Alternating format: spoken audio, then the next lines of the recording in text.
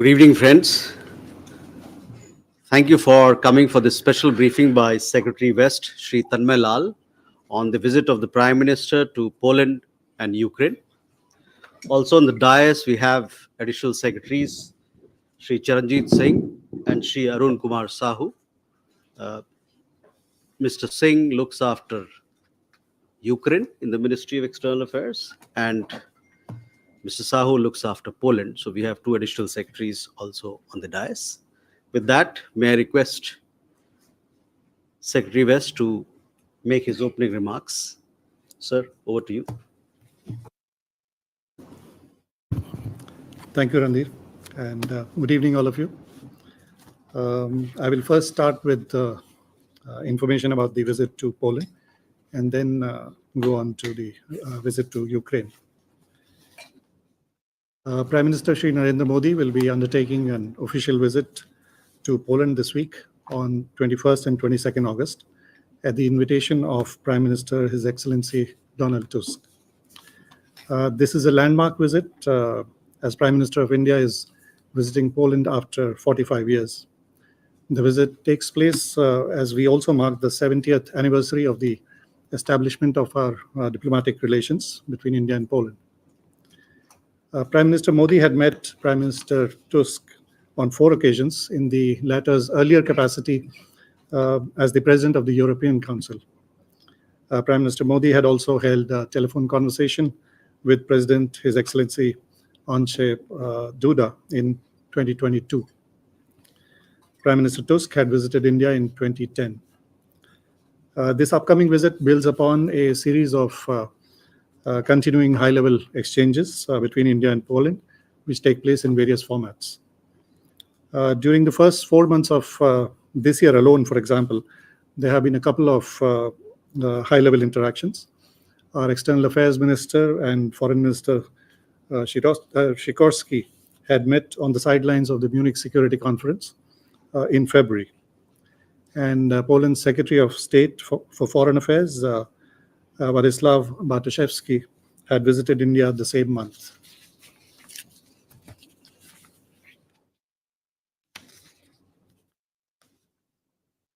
If we look at interactions in the recent years, then External Affairs Minister had visited Poland in 2019, and the then Foreign Minister of Poland, Zbigniew Rau, had visited India in 2022.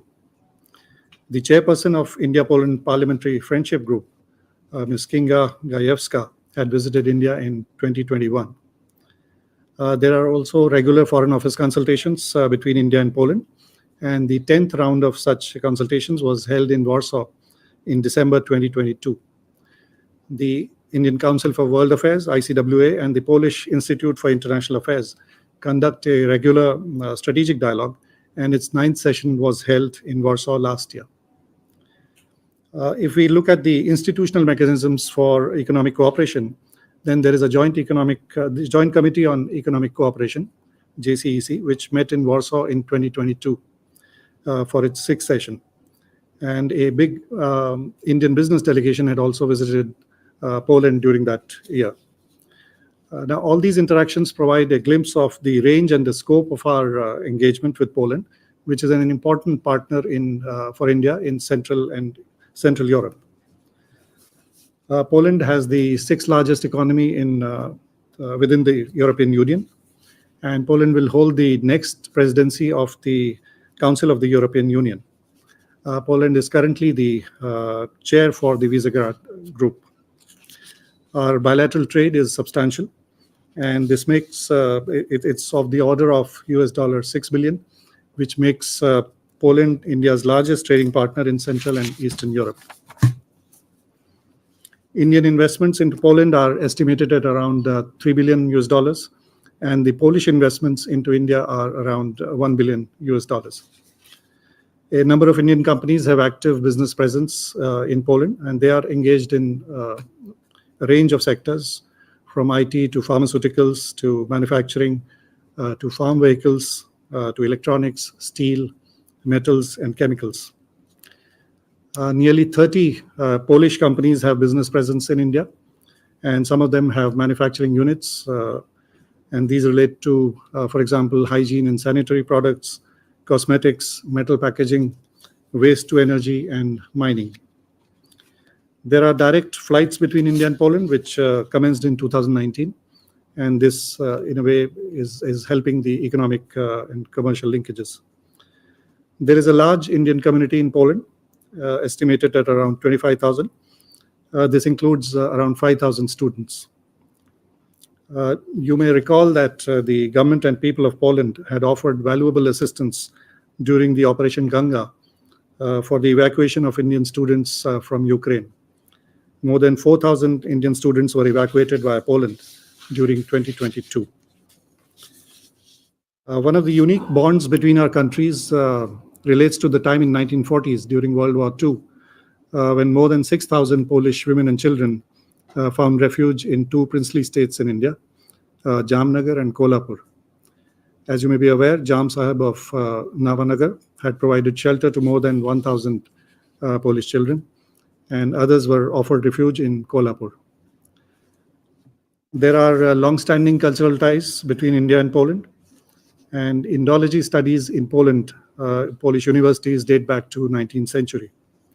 There is respect and appreciation in Poland for Indian culture and spiritual ethos, including yoga and Ayurveda. In Warsaw, Prime Minister Modi will be accorded a ceremonial welcome. In addition to the talks with Prime Minister Donald Tusk, Prime Minister Modi will also call on President Andrzej Duda. Prime Minister Modi will also interact with members of the Indian community, select Polish business leaders, and prominent Indologists. He will also visit memorials that commemorate the very special episodes of Jamnagar and Kolhapur in our shared history, which I just spoke about. This historic visit in this landmark year for India and Polish relations will provide an opportunity for our leaders to review the bilateral partnership and offer guidance on enhancing this cooperation in diverse areas, and also discuss regional and global issues of mutual interest. I will now come to the visit to Ukraine. Prime Minister Shri Narendra Modi will undertake an official visit to Ukraine later this week on Friday, 23rd August, at the invitation of President of Ukraine, His Excellency Volodymyr Zelensky. This also is a landmark and historic visit, since this will be the first time that an Indian Prime Minister will be visiting Ukraine in more than 30 years since the diplomatic relations were established between our countries. The visit will build upon the recent high-level interactions between the two leaders. As you know, Prime Minister Modi and President Zelensky had met only a couple of months ago in June this year in Apulia, at the sidelines of the G7 summit. They had also met last year in Hiroshima on the margins of the G7 summit. And they had earlier met in Glasgow on the sidelines of COP in 2021. The two leaders have also had multiple telephone conversations during the last 4 years. There have been other recent regular high-level exchanges between India and Ukraine. Less than 6 months ago, in March this year, the Foreign Minister of Ukraine, His Excellency Dmytro Kuleba, had visited India when he held discussions with our External Affairs Minister. Last July, we had Foreign Office consultations in Kiev. And in April last year, the then first Deputy Foreign Minister of Ukraine, Her Excellency Emin Shaparova, had visited India. There have been other interactions as well in recent months. A Ukrainian business delegation had participated in the vibrant Gujarat Global Summit in January this year. A consular dialogue in virtual format was also held this year. The Joint Working Group on Science and Technology held its most recent meeting in June last year. The upcoming visit of Prime Minister Modi to Ukraine will provide an opportunity to hold discussions on the entire gamut of bilateral relations, ranging from economic and business linkages, agriculture, infrastructure, health and education, pharmaceuticals, defense, culture, and people-to-people ties. This landmark visit, of course, takes place against the backdrop of the ongoing conflict in Ukraine, which will also form part of discussions.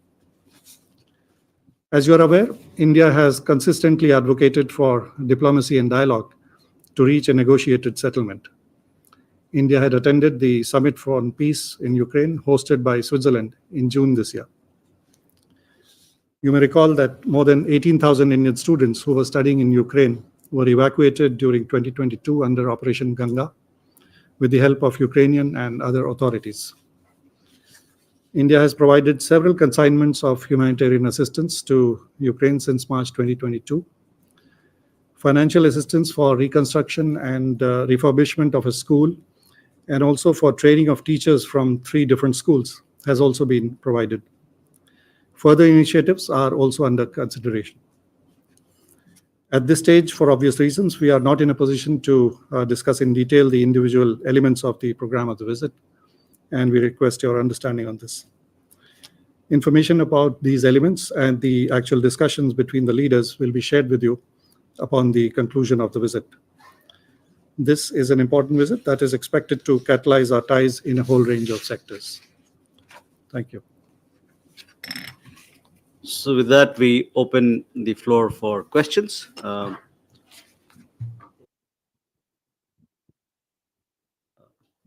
We start here then. Ayushi? Sir, good evening. This is Ayushi Agrawal from MEA. I have 2 questions, one related to Poland and other to Ukraine. During the Prime Minister's visit to Poland, what can we expect in terms of defense announcements?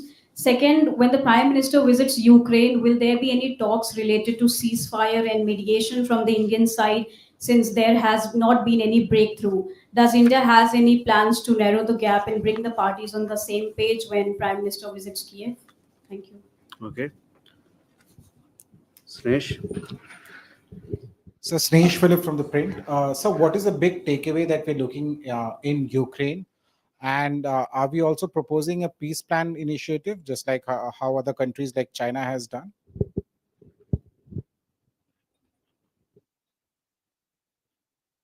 Pranay? Sir Pranay Upadhyay Amar Ujala से। प्रधानमंत्री जिस समय Ukraine जा रहे हैं, इस समय हालात और नाजुक हुए हैं। सुरक्षा के लिहाज से क्या हमने रशियन साइड को भी इन्फॉर्म किया है प्रधानमंत्री की इस यात्रा के बारे में?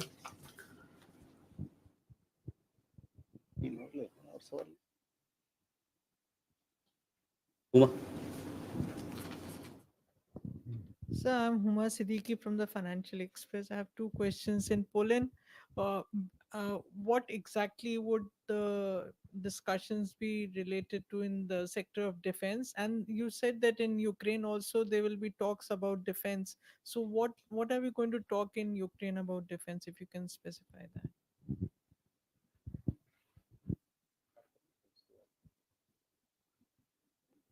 Okay, first we'll have these questions and then answers for these, and then we'll come back for more.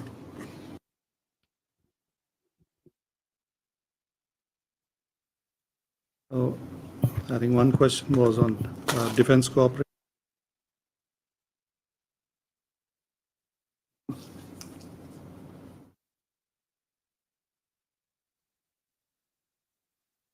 So on Poland, the defense cooperation, it goes back a long time.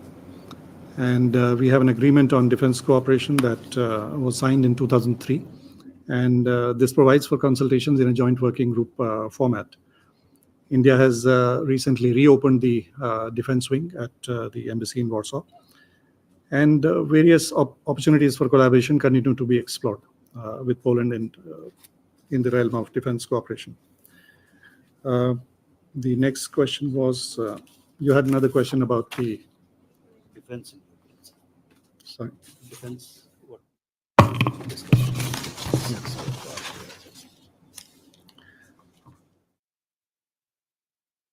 So defense is one aspect of the multifaceted partnership and relations that we have with Ukraine. And this will also be part of discussions. It is hoped, it is expected. But beyond that, at this stage, I think it will not be proper for me to comment on the specifics.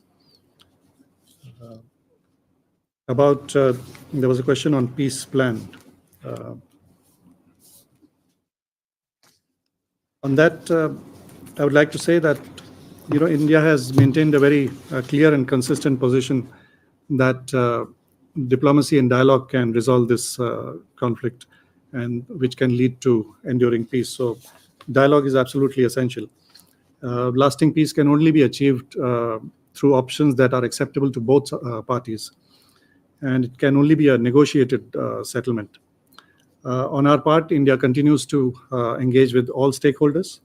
Prime Minister Modi has had conversations with leaders of both Russia and Ukraine, as you know, and Prime Minister had also visited Russia recently.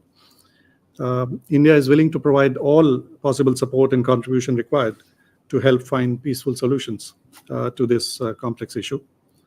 And at this stage, it is not for us to anticipate or prejudge what the outcome of these discussions will be between the leaders of India and Ukraine. Thank you. We'll have more questions. Sudhi and Dinakar. Y-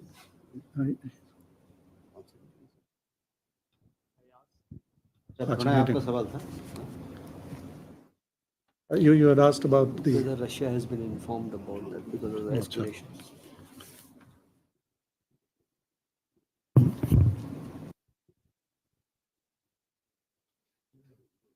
Visit has been. I think we have a substantive and independent engagement with both Ukraine and Russia, and I will leave it at that. So, Shudhiranjan from Bloomberg here, sir. So, just wanted a clarification. If you could give us an understanding, since when has Prime Minister's Ukraine visit been under the plans?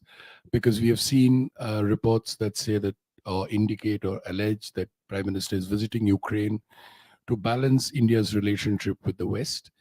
And we've also seen reports about the United States expressing concern after or during Prime Minister's visit to Russia. So Dinakar Perry with the Hindu newspaper. A question on Ukraine. So you mentioned about the humanitarian assistance we have given to Ukraine in the past, and Ukraine has been asking for more assistance in terms of medical and other avenues. So can we expect some definitive announcements in the visit on this aspect?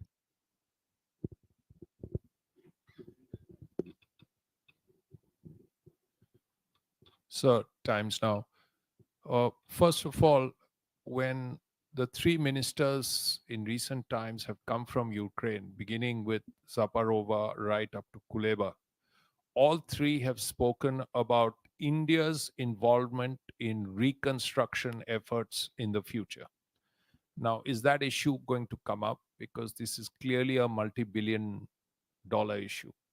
Secondly, many important ministers in different parts of the world, Brazil, for instance, the foreign minister of Brazil, which is part of BRICS, like Russia and India, have said that since India has good ties, as you also correctly mentioned, with the West and with Russia, India could play a more important role in the bringing of peace. Of course, we have said dialogue is important and there has to be diplomacy and all that.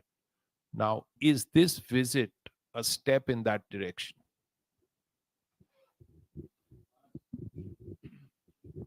This is Manas from PTI. As you said, the visit is taking place at a time when we have seen renewed global efforts to diffuse the crisis in Ukraine. So, what is the big focus of Prime Minister Modi's, as you described, landmark visit to Kiev?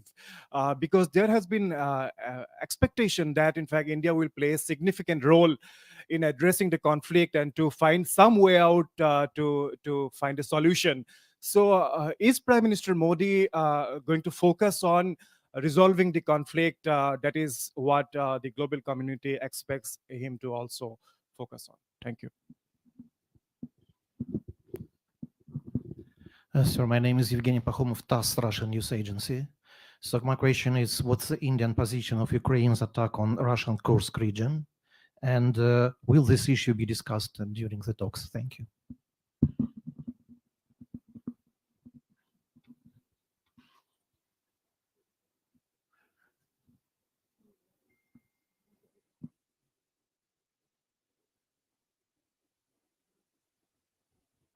is a question related to the questions? Hi, Aishwarya Iyer, CNN. What message does this visit send to Moscow at a time when Ukraine is occupying Russian territory? And two, does the government anticipate signing any defense and security agreements with Ukraine during this visit? Sandra, Deutsche Welle, Germany. Question adding up on what my Bloomberg colleague already pointed out. He pointed out the alleged American pressure after the Moscow visit of the Prime Minister. I wanted to ask about the tweet by President Zelensky back then when the visit happened. Has that ever been addressed in the meantime? And in what respect are you going to address the concerns that President Zelensky voiced in his tweet back then?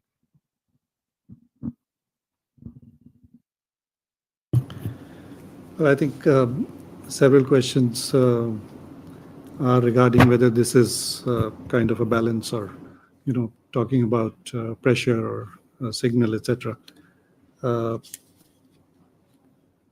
As I have mentioned in my opening remarks, this is a land it builds upon the continuing interactions at a very high level and also institutional exchanges between India and Ukraine in various formats over the last couple of years. And these, it's a very wide range of scope of issues that are being discussed, from consular to science and technology to business linkages.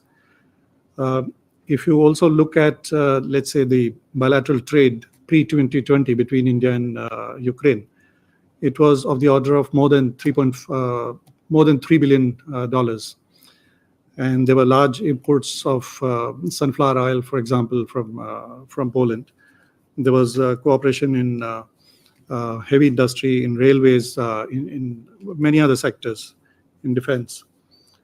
So this relationship has been continuous and long-standing. And India has, as I also mentioned earlier, substantive and independent ties with both Russia and Ukraine. And these partnerships, they stand on their own.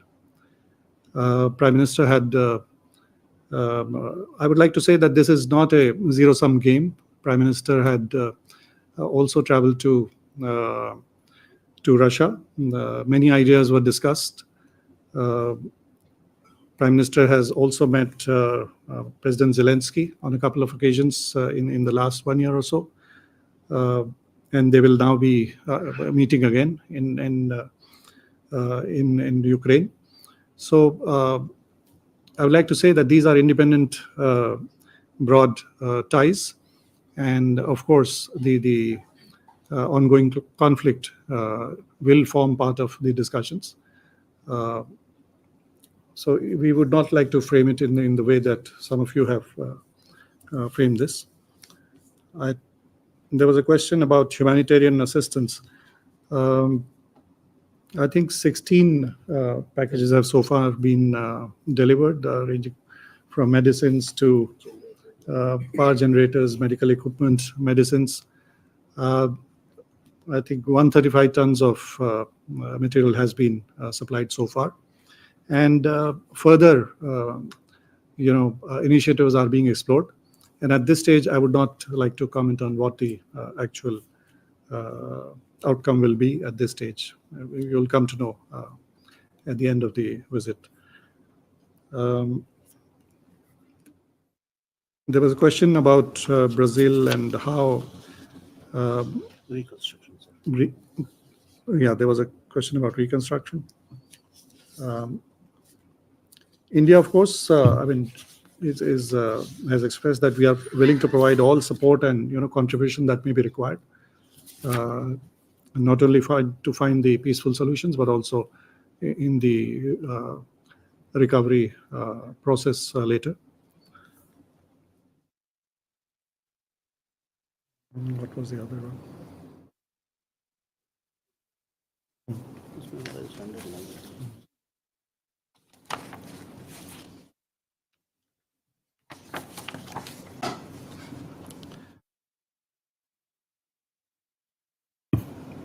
You had asked about the recent developments in Kursk. I can only say that the conflict is ongoing, and we believe that the resolution to this conflict can only come through dialogue and diplomacy. Prime Minister Modi has said, as you all know, that this is not the time for war, and solution cannot be found on the battlefield. This is a clear and consistent position that India has taken, and we believe that a vast majority of countries share this view.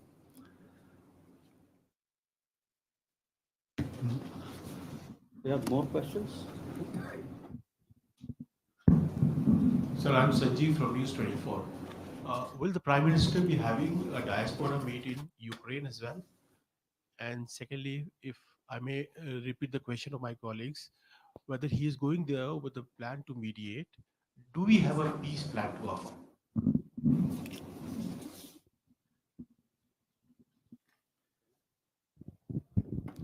Sir Pranay Upadhyay, आपने कहा कि 18,000 भारतीय छात्रों को हमने operation Ganga के दौरान वहां से निकाला था सुरक्षित, लेकिन बहुत सारे छात्र वापस गए थे।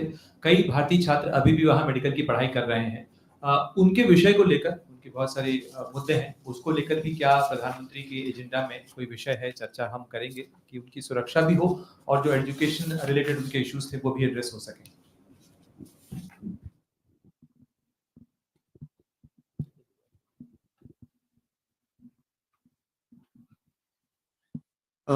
Regarding the question on peace plan, I think I have already spoken about that issue. On the question of the Indian students, of course, Indian students have been studying in Ukraine for a long time. After the start of the conflict, as you also mentioned, India had evacuated around 18,000 students who were studying there under Operation Ganga. The National Medical Council, they had facilitated the transfer of students to other, universities and countries when they came back. We now understand that around 2,100 Indian students are enrolled with the Ukrainian universities at this stage. And of this, a little over 1,000 Indian students are currently pursuing the studies in person in Ukraine. Our embassy continues to maintain regular contact with the Indian students and the Ukrainian authorities. And of course, we appreciate the help that had been provided by the Ukrainian authorities during the Operation Ganga itself, and also later in facilitating, for example, the qualification exams to be held outside Ukraine. So we continue to remain in close touch with the authorities, and also the embassy continues to maintain contact with the students.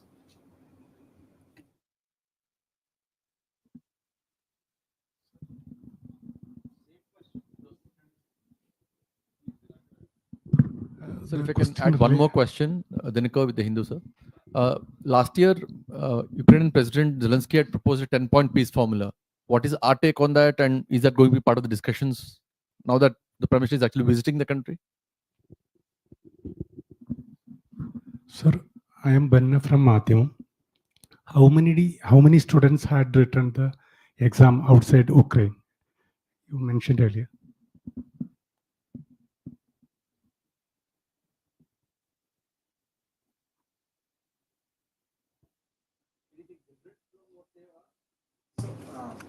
See, don't ask very technical questions, otherwise it's very difficult. But we can always tell you more about those things when we have tea together. But sir, on the two questions that were raised. Well, as I had mentioned, and as you know, India had participated in the summit for peace in Ukraine that was held in Switzerland. And we have maintained that the only way forward for a negotiated is a negotiated settlement, which will involve both parties. So we continue to engage with all stakeholders. I will reiterate that Prime Minister Modi had visited Russia recently, and now he's traveling to Ukraine. So many ideas are being discussed, and let's see. We will be able to brief you about the outcome after the visit has taken place. About the students' exact number of how many they have, that I'm afraid I don't have the exact number at this stage, but we will try and get back to you on that. So, still you have a question? You already finished, you asked, huh? What? On Poland? You don't ask a question which has already been answered. So, It'll be different. Hi, this is Pia with the print. So we've seen reports of Nepali citizens who were in the Russian army and then captured by Ukrainian forces. Are there any similar cases of Indians who are in the Russian army who have faced the same fate? And if so, will this be raised in the talks when PM visits Ukraine? So far, we know that there are 69 Indians who are in the Russian army and want to come back. So just a clarification on this would be great. thank you, sir.